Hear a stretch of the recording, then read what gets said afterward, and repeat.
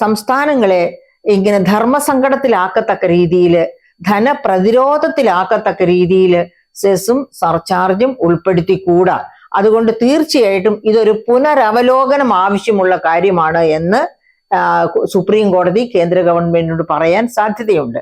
ആ സാധ്യത മുൻപിൽ കണ്ടാണ് നിർമ്മല സീതാരാമൻ ഒന്നും അറിയാത്ത പാവം കുഞ്ഞിനെ പോലെ നിങ്ങൾ ആ കേസ് അങ്ങ് പിൻവലിക്കൂ, അപ്പോൾ 13,000 ചില്വാനം, അതായത് 13,609 കോടി രൂപ കടമെടുക്കാൻ ഇമ്മീഡിയറ്റ് ആയിട്ട് നിങ്ങളെ സമ്മതിക്കാം എന്നൊക്കെ പറഞ്ഞ് നോക്കിയത്. അപ്പൊ പറഞ്ഞു നോക്കിയപ്പം സംസ്ഥാന ഗവൺമെന്റ് അത് അംഗീകരിച്ചില്ല. ഏതായാലും ധനമന്ത്രിക്ക് ഒരു ഹാൻഡ് അതിനുവേണ്ടി കൊടുക്കേണ്ടതാണ്. കാരണം ഇത് കേരളത്തിന് മാത്രമല്ല സഹായകമാകുന്ന എല്ലാ സംസ്ഥാനങ്ങളും, ഇതിൽ സുപ്രീം കോടതി ഇടപെട്ട് സെസ്സിനും സർചാർജിനും പരിധി കൊണ്ടുവന്നേ പറ്റൂ എന്ന് അവർക്ക് ഡിക്റ്റേറ്റ് ചെയ്യാൻ ഒക്കില്ല. എങ്കിലും അങ്ങനെ ഒരു നിർദ്ദേശം വെക്കുന്നത് തീർച്ചയായും